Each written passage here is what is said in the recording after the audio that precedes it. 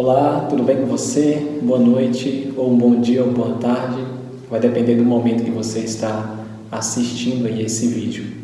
Hoje nós vamos estudar a nossa lição 19 do nosso estudo bíblico online. E desde já eu queria convidar você a fechar os seus olhos para juntos falarmos com o nosso Pai Celestial, ok? Vamos orar? Querido Deus, bondoso Pai que estás nos céus, obrigado, Senhor, por nos dar a santa graça da Tua presença e a certeza da salvação em Cristo Jesus. Hoje vamos conversar um pouquinho sobre o Espírito Santo. Por favor, fale conosco. Ajude-nos a medir as nossas palavras, de maneira que as mesmas exalte e glorifique o Teu nome, Senhor. Amém. Muito bem, meu amigo, pega aí a sua Bíblia, seja ela impressa, seja ela um aplicativo em celular.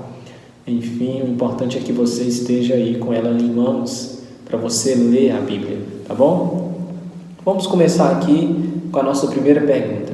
Hoje vamos falar sobre o Espírito Santo e eu convido você a manter-se atento aqui para que você conheça um pouco desse Deus maravilhoso que é o Espírito Santo e a obra que Ele tem a realizar na sua vida, na sua família e na vida de cada um de nós, ok? A primeira pergunta diz o seguinte: como se cumpriu o derramamento do Espírito Santo que Jesus havia prometido aos discípulos? E aí? Como é que se cumpriu o derramamento do Espírito Santo que Jesus havia prometido para os seus discípulos? Vamos abrir a nossa Bíblia lá em Atos capítulo 2, versículo 1 ao 4, tá bom? Eu vou abrir aqui e peço a você que abra comigo. Atos capítulo 2, versículo 1 ao 4, diz assim: Ao cumprir-se o dia de Pentecostes, estavam todos reunidos no mesmo lugar. De repente veio do céu um som como de um vento impetuoso e encheu toda a casa onde estavam sentados. E apareceram distribuídas entre eles línguas como de fogo, as quais pousaram sobre cada um deles. Todos ficaram cheios do Espírito Santo e começaram a falar em outras línguas, segundo o Espírito lhes concedia que falassem. Olha que interessante. Então, quando é que se cumpriu a promessa de Jesus de derramar o Espírito Santo sobre os seus discípulos? Isso se cumpriu no Pentecostes. Os discípulos falaram em línguas estrangeiras, pregando com intrepidez. As línguas que eles falaram ali não tem a ver com línguas inteligíveis ou línguas que ninguém entende, não são assim, são idiomas e dialetos que as pessoas costumavam falar na época, e para pregar para aquelas pessoas, os discípulos precisariam conhecer e ser peritos naquelas línguas, e foi isso que o Espírito Santo fez, dando eles a habilidade de falar em outras línguas, para que essas línguas fossem um meio de Deus usá-los para pregar o Evangelho, tá bom? Vamos aqui para a nossa próxima pergunta, nossa pergunta 2. Quais os principais resultados do Pentecostes para a Igreja Apostólica? A Igreja Apostólica é a igreja do primeiro século, descrita em Atos capítulo 1, 2 e em diante. E quais foram os resultados que o Pentecoste, que a descida do Espírito Santo sobre os discípulos, trouxe para a Igreja Apostólica? Um dos resultados foi arrependimento. Depois que o Espírito Santo veio sobre os discípulos e usou os discípulos para proclamar o Evangelho, a proclamação também foi por meio de um arrependimento. Para você ter ideia, 3.000 pessoas ou mais foram batizadas na época daquele sermão de Pedro, descrito ali em Atos capítulo 2. Eles se arrependeram dos seus pecados e foram batizados no nome de Jesus. E milhares de pessoas começaram a conhecer o Deus verdadeiro. Olha só que resultados incríveis que o Espírito Santo trouxe sobre a Igreja Apostólica, tá bom?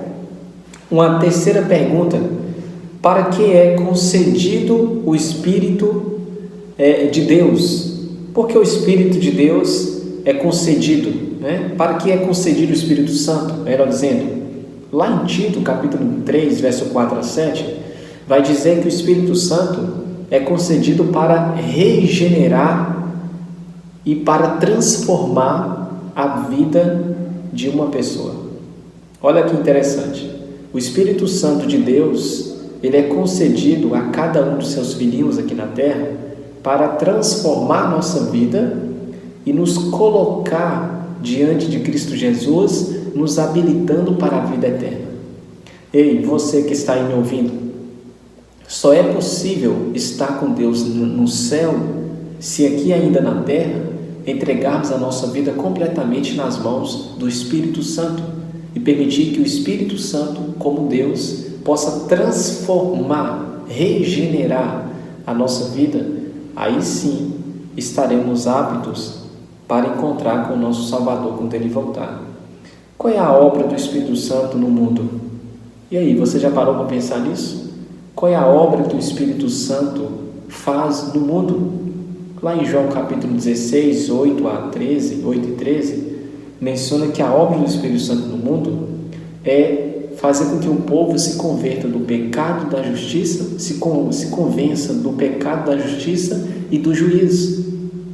A obra do Espírito Santo na sua vida e na minha vida é nos convencer que somos pecadores, falhos e que sem Jesus não tem oportunidade de estar no céu. Essa é a obra do Espírito Santo. É fazer com que o arrependimento nasça em nosso coração e com que a confissão dos nossos pecados para Deus aconteça. E assim recebemos dele o perdão e, pela graça, a salvação da nossa vida. Qual é a obra do Espírito Santo agora na vida do cristão? Nós sabemos que a obra do Espírito Santo no mundo, na vida também das pessoas, é convencer do pecado, da justiça e do juízo. Agora, qual é a obra do Espírito Santo na vida do cristão, na sua vida, na minha, na vida das pessoas? Primeira coisa, a obra do Espírito Santo na vida de uma pessoa é criar um coração puro, onde antes havia podridão. Essa é a obra do Espírito Santo. É criar um coração puro em mim e em você, onde há podridão em nós. É transformar a nossa vida. Ezequiel 36, 26 fala que Deus está pronto para nos dar um coração de carne, um coração puro. No Salmo 51, verso 10, Davi pede a Deus um coração puro, segundo o coração dele. E essa é a obra do Espírito Santo, meu amigo, na minha e na sua vida, na vida da sua família, dos seus amigos. É tirar de nós esse coração pecador, esse coração transgressor, esse coração podre, e nos dar um coração puro, um coração honesto, um coração que ama o próximo, um coração que seja semelhante ao coração de Deus, que tenha parte no caráter de Deus. É o seu desejo ter um coração assim? Um coração puro, um coração regenerado, um coração que seja semelhante ao coração de Deus? Sim, é o seu desejo? Se é o seu desejo, o Espírito Santo pode fazer isso em você. É só você pedir com fé, é só você permitir que Ele faça esse transplante em você, tá bom? Outra coisa que o Espírito Santo faz na nossa vida é gravar a lei de Deus no nosso coração. Sim, a lei de Deus, os 10 mandamentos. Êxodo capítulo 20, verso 3 a 17. Lá fala dos 10 mandamentos. E aqueles 10 mandamentos não tem que estar só gravado na pedra, mas gravado no meu e no seu coração. Essa é a obra do Espírito Santo, para que a gente possa andar conforme o padrão divino, conforme os princípios divinos. A lei de Deus precisa estar em nosso coração.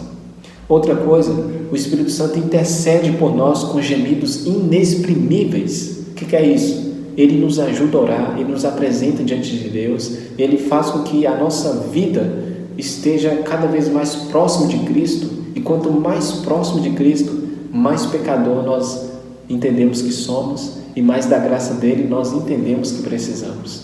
Você entendeu? Outra coisa que o Espírito Santo faz na nossa vida é capacitar a igreja com os dons. Você é uma pessoa que tem dom, você tem vários dons. Talvez eu fale para você que gosta de cantar, que gosta de recepcionar as pessoas, que gosta de ensinar, que gosta de pregar e várias outras coisas que são dons, habilidades que Deus nos concedeu. Sabe quem é que faz isso? É o Espírito Santo. E sabe por que Ele te deu o dom? Para que você use esses dons para o progresso da obra e o crescimento da igreja de Deus. Ok? Você não deve usar os seus dons para fins errados, para momentos que não é para Deus. Você deve usar os seus dons para glorificar o nome do Senhor, tá? Além disso, o Espírito Santo, ele produz na vida do crente, na vida da pessoa, um fruto positivo, um fruto do Espírito Santo. Gálatas capítulo 2, verso 22 e 23, fala que o fruto do Espírito Santo são o amor, a alegria, a paz, a longanimidade, a benignidade, a bondade. São essas qualidades que devem estar no meu e no seu coração. Isso é fruto do Espírito Santo. E somente o Espírito Santo pode fazer isso na sua vida. Colocar o fruto, colocar qualidades boas, ou seja, transformar a vida. Só Ele pode fazer. Se você permitir, o Espírito Santo fará isso com você e por você, tá? Agora, uma outra pergunta sobre o que o Espírito Santo de Cristo testemunhou por meio dos profetas. Será que o Espírito Santo falou a respeito da vinda de Cristo, do ministério de Jesus? Com certeza, sem sombra de dúvida. O Espírito Santo falou do ministério de Cristo para os profetas. Olha só sobre o ministério de Jesus e falou também sobre a graciosa salvação oferecida no Calvário. O Espírito Santo anunciou através dos profetas o que aconteceria com Cristo e qual seria o ministério dele e o fim desse ministério, que seria a morte na cruz por mim e por você. Olha que maravilha! O Espírito Santo atuando nos bastidores, o Espírito Santo está impulsionando o povo para mais perto de Deus. É isso que Ele deseja fazer com você e comigo. Nos impulsionar para mais perto de Deus, nos levar para mais perto de Jesus, a aceitar a cruz, nosso único meio de salvação. E a nossa penúltima pergunta: qual é a principal razão para a existência da igreja e como o Espírito Santo se relaciona com isso? Você já parou para analisar qual é a principal razão para a existência da igreja de Deus aqui na Terra? Eu queria abrir um texto com você que está aqui em Mateus capítulo 28, versículo 18 a 20, tá bom? Mateus capítulo 28, versículo 18 ao verso 20, diz assim: Jesus, aproximando-se, falou-lhes dizendo: toda a autoridade me foi dada no céu e na terra. Portanto, vão e façam discípulos de todas as nações, batizando-os em nome do Pai, do Filho e do Espírito Santo, ensinando-os a guardar todas as coisas que vos tenho ordenado, a vocês, e eis que estou convosco todos os dias até a consumação do tempo. Qual é a obra do Espírito Santo? Qual é a obra da igreja? Como o Espírito Santo se relaciona com essa obra? A obra da igreja é pregar o Evangelho a todo mundo em nossa geração. É sair por esse mundo afora anunciando o amor de Jesus e pregando para as pessoas e ajudando as pessoas a se preparar para Jesus, para a volta dele. O Espírito Santo se relaciona de maneira a capacitar essas pessoas com dons e habilidades para que elas avancem pregando o Evangelho e falando do amor de Jesus, como João Batista e como os discípulos, como os apóstolos, e assim como muitos fazem hoje. E Deus conta com você para realizar essa obra, para finalizar essa obra, para ser usado pelo Santo Espírito, tá? E a nossa última pergunta: qual é o papel do Espírito Santo no processo de santificação do crente, de santificação de uma pessoa?